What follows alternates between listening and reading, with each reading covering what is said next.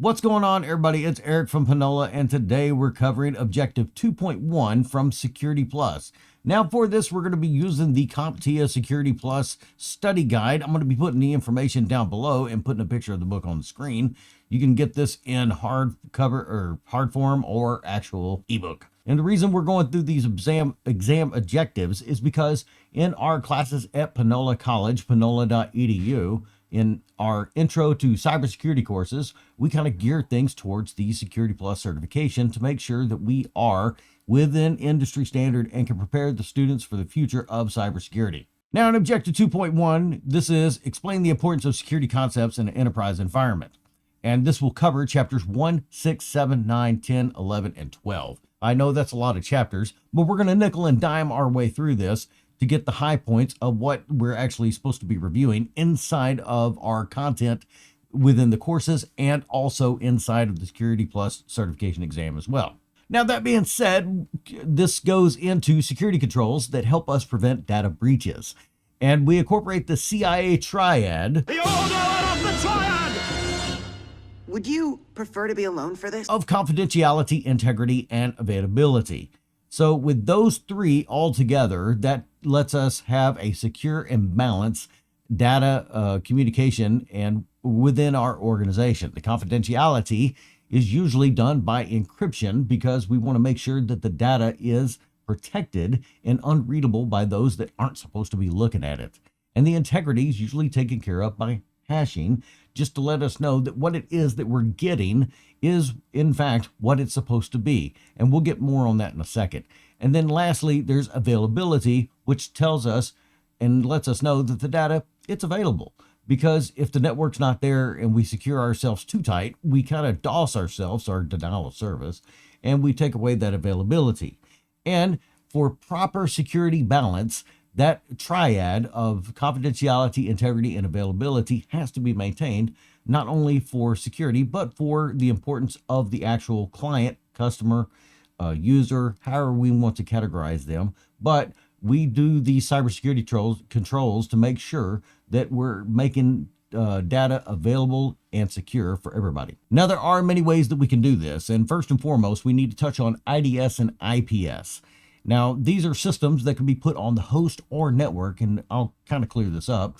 And IDS is an intrusion detection system, and that just gives us alerts. So we can submit rules and everything like that. And we go way more into this inside of the actual courses at Panola. But IDS is basically our systems that have rules in them to detect certain kinds of traffic, whether they be good, bad, or somewhere in between based on the rule sets. And once it detects something that's inside of its rule set, it just sends us an alert because it's just purely detection. Whereas an IPS or intrusion protection system actually does something about it. It takes an active role against that kind of traffic.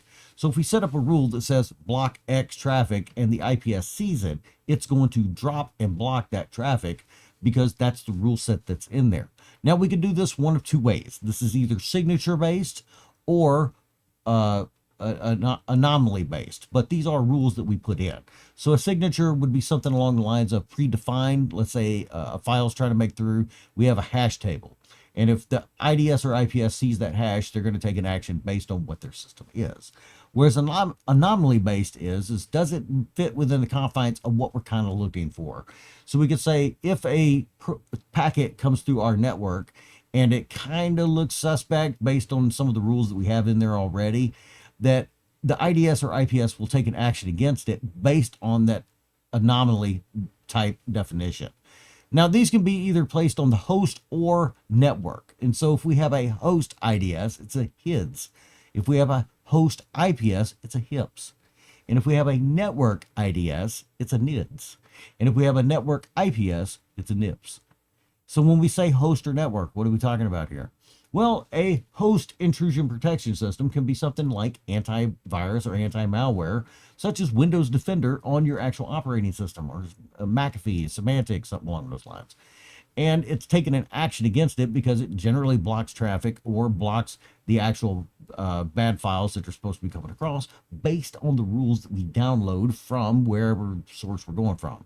Like Symantec, the live update, Windows Update, because they do the Windows Defender updates inside of that as well.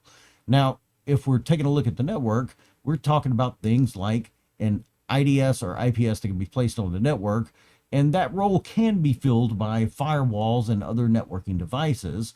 But we can also place a system in line on the network itself, and based on the traffic that's going through it, we can actually set up rules and stuff like that. We could use other systems like Snort or Bro, which is now known as Zeek.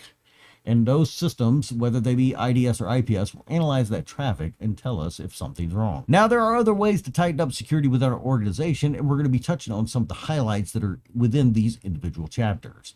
And first, we have secure coding.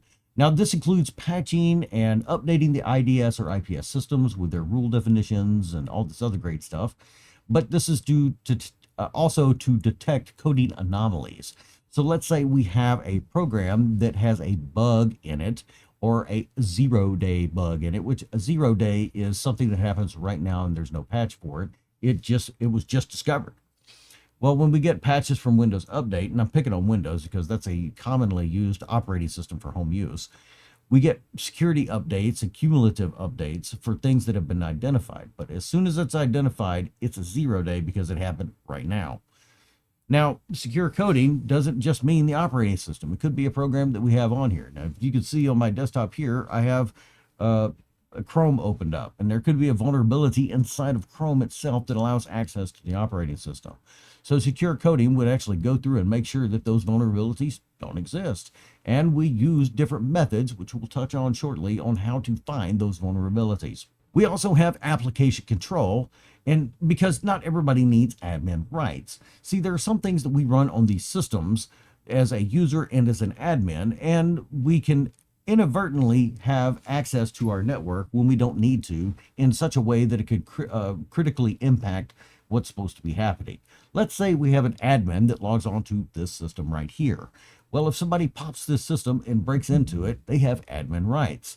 And if they're logged in as a domain admin, well, and they pop into it, now they have access to domain admin rights on our domain, which is a no-go because they can pivot and laterally attack other systems on the network with those domain admin rights.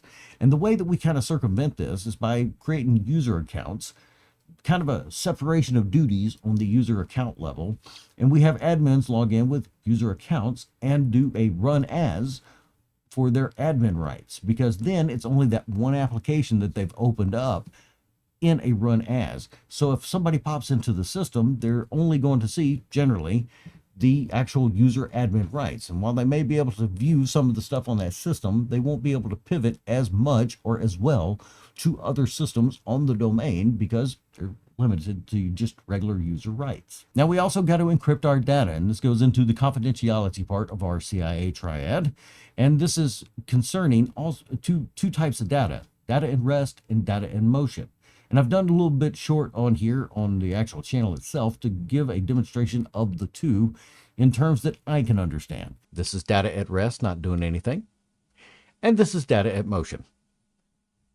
So data at rest is a file that is on your actual computer that's not being transmitted at any particular time.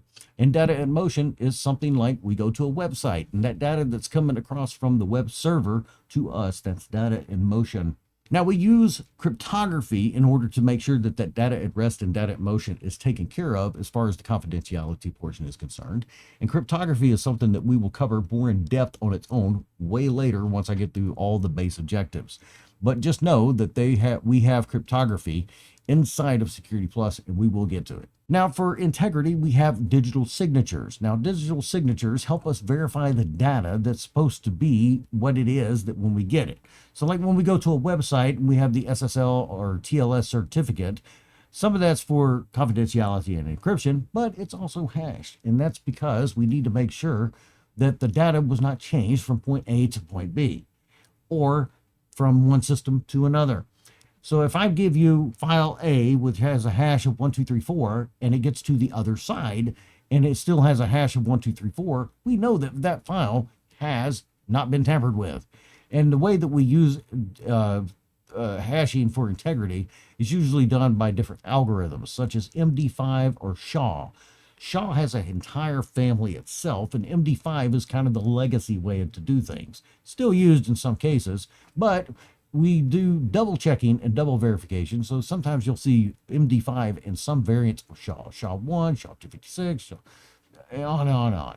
But hashing allows us to be able to verify the integrity of the file to make sure that nobody's tampered with it. Now, I want to clear up something about hashing real quick. If you change the file name, that doesn't mess with the integrity of the file itself, because hashing is only about the contents inside the file. So you can change the file name all you want. Hash is still going to stay the same. So if I send file A with hash 1234 and it gets to the other side, file 2, hash 1234, that's the exact same file as file A from my side. Now we have physical security concerns as well, and that's just making sure that we don't have people stealing systems or inadvertently taking systems that have information on them. Because for all the technical security controls that we put in place, I mean, if a hacker breaks into a system, they're only limited by the time that they have with the system logically online. But if I steal this system and take it home, I can work on it all I want. So physical security is always a main concern. And we can verify and make sure that physical security is taken care of with certain things like access badges and man traps and other ways to be able to control who comes in or out of the building, and making sure, like for the federal side, for instance, we make sure on the federal side that people don't come in with certain pieces of equipment like thumbsticks that may have things on them, or we make sure they don't leave with stuff they ain't supposed to be leaving with, like hard drives. Now, everything that we're covering here, don't forget that we need to keep an eye on our cloud assets, and some of the same security precautions that we're discussing in Objective 2.1 apply to our cloud counterpart as well, because even though cloud indicates that the data is spread out over the internet cloud, there are still physical systems out there for that cloud support. For instance, we know that Google has different sites all across the world to be able to create access for Google no matter where you're at. Well, that's the cloud structure of web and load balancing for Google. But those servers still exist, and there's communication between those different cloud sites for syncing to make sure that site A looks the same as site B no matter where you're at. And so these same security controls that we're discussing all throughout Security Plus need to be applied to our cloud counterpart assets just as much. Now, we go a little bit deeper by creating system policies to ensure that some of these controls that we've been discussing are implemented correctly. Now, when I say security policies, I'm talking about like local security policy, group security policy, because the local security policies for the system itself, whereas group policies for the domain. And we can implement security controls such as limiting who can log in. We can create a domain group policy that says admins can't log in locally, but they can do run as, stuff like that. So just keep in mind that security policies on the logical level are local and on group for the domain. Now, we also have physical by creating physical copies and policies for our organization. Users can't come in the building unless they have an access badge. That's a policy. Now, we've kind of touched on the network already with the IDS and IPS and understanding what goes across the wire, but we also need to consider that there are security controls that we can put in place as well to assist with the IDS or IPS balancing. And that is hardening, network security hardening. It's kind of the same idea of what we're doing for the actual systems themselves, but it's on the network level. And to do that, we can kind of think of cutting off protocols that we don't use, such as I like picking on FTP. So if nobody in our organization uses FTP and we don't have an FTP server, we shouldn't be allowing FTP traffic inside of our organization. You may be asking yourself, how do we do that? I'm glad you asked. Because we have firewalls and routers and stuff like that we can implement ACLs or access control lists to be able to create rules for network traffic that block that traffic from coming in. So we can control access to systems within our network by creating those ACLs that say block FTP traffic. Well, how do we verify? Trust but verify. That's where an IDS or IPS on the network side comes into play at, and also on the host. Because let's say a FTP request makes it all the way to the system. I want the actual host-based IDS or APS to be able to report back to me that somebody made an FTP request.